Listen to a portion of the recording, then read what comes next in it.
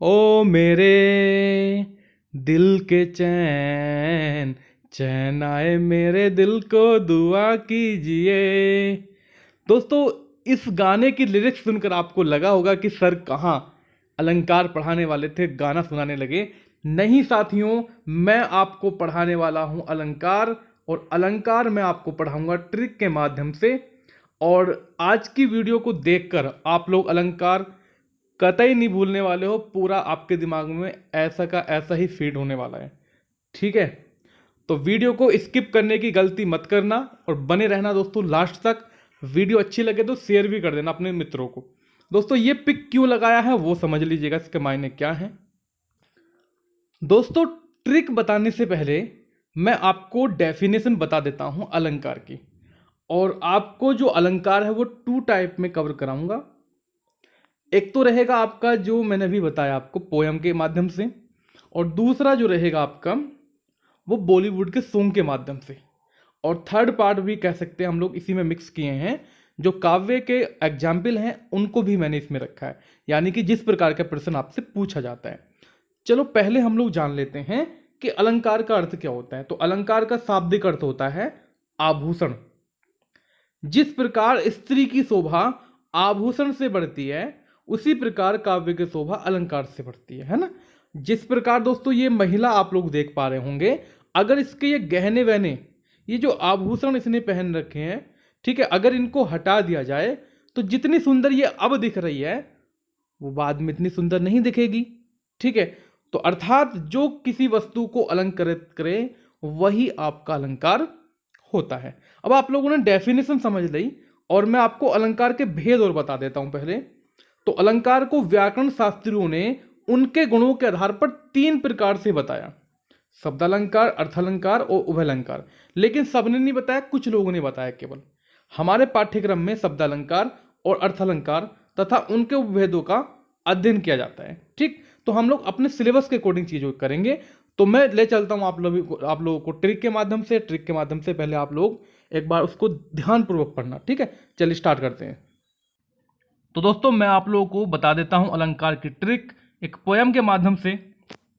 और यहाँ पर जो लिरिक्स लिए गए हैं और कुमार विश्वास की कविता के लिए गए हैं, तो इनको पढ़ लेते हैं दोस्तों। एक बार आप लोग भी गुनगुनाइए मेरे साथ कि बार बार एक वर्ण जो आए अनुप्रास कहलाता।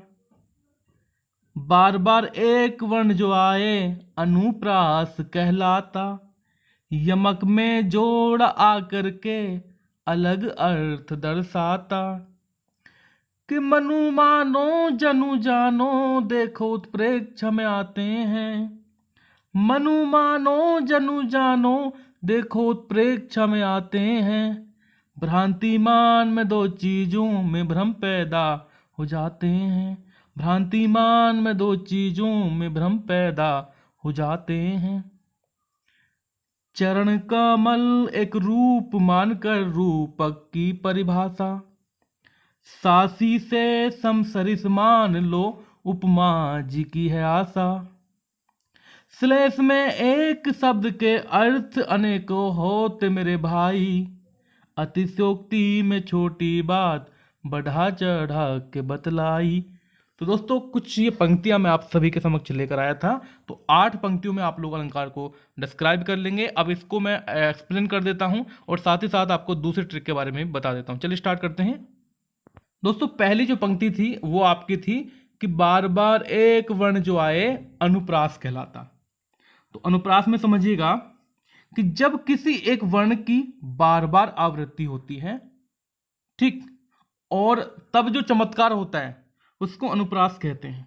एग्जाम्पल समझ लीजिएगा कि चारू चंद्र की चंचल किरणें खेल रही हैं जल थल में। इसके बहुत सारे एग्जाम्पल हो सकते हैं, जैसे चंदू के चाचा ने चंदू की चाची को, ये वाला भी एग्जाम्पल आपका हो सकता है। ठीक है, और दोस्तों दूसरा एग्जाम्पल रहेगा जो बॉलीवुड सॉन्ग रहेगा, लैला तुझे लूट लेगी तू लिख के ले ले। ठीक है, इसमें भी आपका लै वर्ड की आवृत्ति बार बार हुई है। दूसरी पंक्ति थी दोस्तों, यमक में जोड़ा करके अलग अर्थ समझाता है ना। तो यमक के बारे में हम लोग जान लेते हैं। यमक अलंकार होता क्या सर? तो यमक के बारे में बात करते हैं तो किसी काव्य का सौंदर्य बढ़ाने में एक ही शब्द जब 2 बार या उससे ज्यादा बार प्रयोग हो और बार बार जो है उस शब्द के अलग अलग अर्थ आए। ध्यान देना, इसको देखने वाली बात है, यानी कि इसके जो अर्थ आएंगे वो बार बार अलग अलग ही आएंगे। तो वैसे शब्द जो है यमक अलंकार के अंतर्गत आते हैं। जैसे मैंने कहा काली घटा का घमंड घटा, तो देखिएगा घटा ये वाली जो बादल वाली घटा है, एक तो मेघ, एक है कम होना, डिक्रीज होना, ठीक है, दोनों का अर्थ अलग है आपके, तो यमक अलंकार आपका हो जाता है। अब दोस्तों यमक अलंकार का एक बॉलीवुड का सॉन्ग रहेगा, क्या, ओ मेरे दिल के चैन, चैन आए मेरे दिल को दुआ कीजिए। अब दोस्तों यहां पर एक वर्ड लिखा है पहली पंक्ति में चैन, तो पहली पंक्ति में चैन का मतलब होता है गाने वाले की जो पत्नी है या प्रेमिका, वो हो सकती है, क्योंकि उन्हें जो है वो दिल का चैन कहा गया है। अब दूसरे की बात करते हैं, इसमें दूसरी जो पंक्तियां लिखी गई हैं कि चैन का मतलब होता है सुकून या आराम, ठीक है। अर्थात दोस्तों एक ही शब्द के दो अलग अलग अर्थ यहाँ पे बताए गए हैं। इसके दोस्तों और भी एग्जाम्पल आप लोग लगा सकते हैं, जैसे सजना है मुझे सजना के लिए, तो पहले सजना जो शब्द है यहाँ पर वो श्रृंगार करने के लिए, जैसे इसमें स्त्री ने कर रखा है, और दूसरा सजना जो है वो दोस्तों पति या साजन या भरतार के लिए रहेगा, ठीक है। चलो आगे बढ़ते हैं, श्लेष अलंकार के बारे में जान लेते हैं हम लोग। श्लेष का मतलब क्या होता है साथियों? श्लेष का मतलब होता है चिपका हुआ। श्लेष का मतलब होता है चिपका हुआ, यानी कि जहां पर कोई एक शब्द एक ही बार आए लेकिन उसके अर्थ जो है वो अलग अलग निकले, तो वहां पर क्या होता है सर? वहां पर होता है आपका श्लेष अलंकार, ठीक है, वहां पर होता है आपका श्लेष अलंकार। अब दोस्तों इसका एग्जाम्पल रहेगा कि रहीमन पानी राखिए, बिन पानी सब सून, पानी गए ना उबरे, मोती मानुष चून, ठीक। तो दोस्तों यहां पर जो है पानी के तीन अर्थ बताए गए हैं, कांति, आत्मसम्मान और जल, ठीक, और सब जो है एक ही बार यूज किया है, ठीक। चलिए बहुत बढ़िया, तो इस श्लेष अलंकार आपका यहाँ पे हो जाता है। अब हम लोग बात करते हैं अतिशयोक्ति अलंकार की। अतिशयोक्ति अलंकार दिखेगा जब किसी वस्तु या व्यक्ति या वस्तु का वर्णन करने में लोक समाज की सीमा या मर्यादा टूट जाती है, उसको अतिशयोक्ति अलंकार कहा जाता है। अभी आप लोग समझिएगा कि एक काव्यांश का एग्जाम्पल है काव्य का कि हनुमान की पूंछ में लगन न पाई आग, लंका सिगरी जल गई, गए निशाचर भाग। दोस्तों यहां पर जो है ना बहुत लंबी लंबी फेंकी गई हैं कि भाई हनुमान की पूंछ में जब आग तो लगी नहीं भैया, तो लंका कैसे जल गई। और एक क्वेश्चन बॉलीवुड का एग्जाम्पल आपका ये होगा कि 100 साल पहले मुझे तुमसे प्यार था, आज भी और कल भी रहेगा। तो गाइज आप लोग अंदाजा लगा सकते हैं कितनी उम्र का हो सकता है वो, कितनी फेंकी गई है ना यहाँ पर।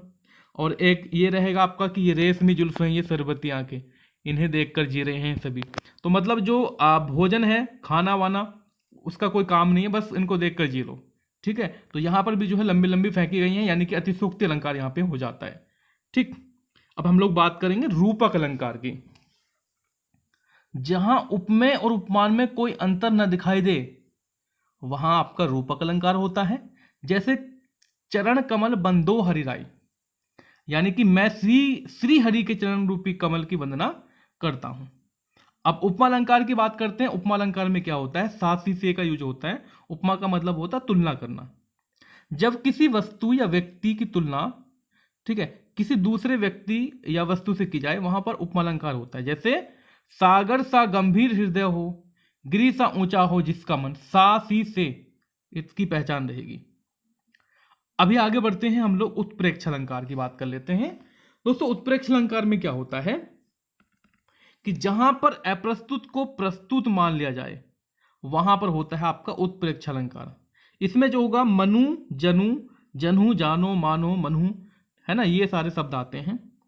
उस काल मारे क्रोध के तन कांपने लगा उसका, है ना, ये अलग प्रकार से लिखा, वैसे कि ये लिखा हुआ है कि उस काल मारे क्रोध के तनु कांपने उसका लगा, ठीक है, मानो हवा के वेग से सोता हुआ सागर जगा।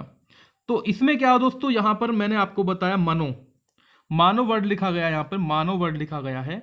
यहां उपमेय क्रोध में उपमान, हवा के वेग की तथा उपमेय तनु में उपमान सागर की संभावना की गई है।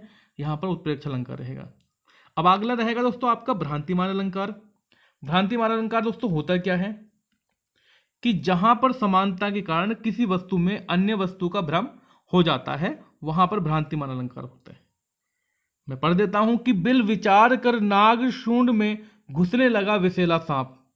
बिल विचार कर नाग शूंड में घुसने लगा विषैला सांप, और काली ईंख समझ विषधर को उठा लिया जब गज ने आप।